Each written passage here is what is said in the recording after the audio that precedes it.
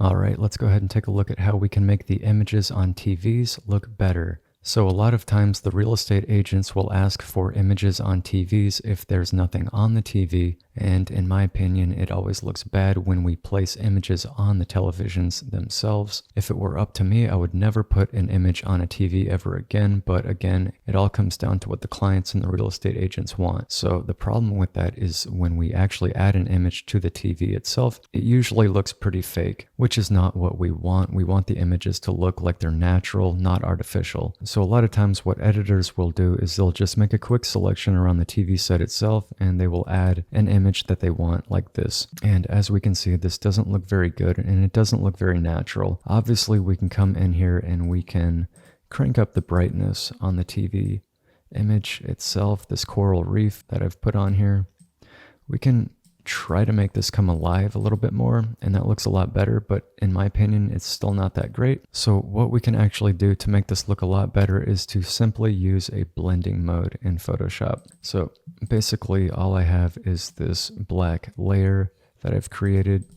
I just cut this out, filled it with black, and then basically I just used a clipping mask to take this image that I want to have on the TV, and I place that above this layer, this black layer right here, and then holding down Alt or Option and clicking in between, I can use a clipping mask to basically put that in there, and it will be in there just like a mask will, and nothing will be visible outside of that clipping mask. So clipping masks are very important. That's how I usually do these TVs when I superimpose an image onto it. But getting back to the point about how we can make this look better is we can simply take this layer, the black layer right here, we can take this black layer right here, and once we've added our image to the TV through our clipping mask, all that good stuff, then we can just click on this layer and cycle through the different blending modes available, and usually lighten and screen are the ones that I will go with. And what this does is it basically maintains the reflections of the TV itself. It's maintaining the glossy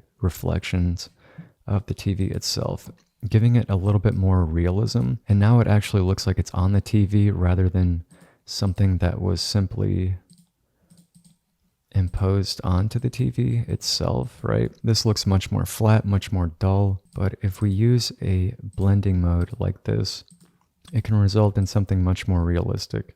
And sometimes I won't leave it at 100%, so what you can do is you can basically repeat the process 2 times, one without using a blending mode and then one using a blending mode, and make them both visible. And if you feel like the reflections are too strong, make sure that they're both visible, and then select this layer and just take down the opacity.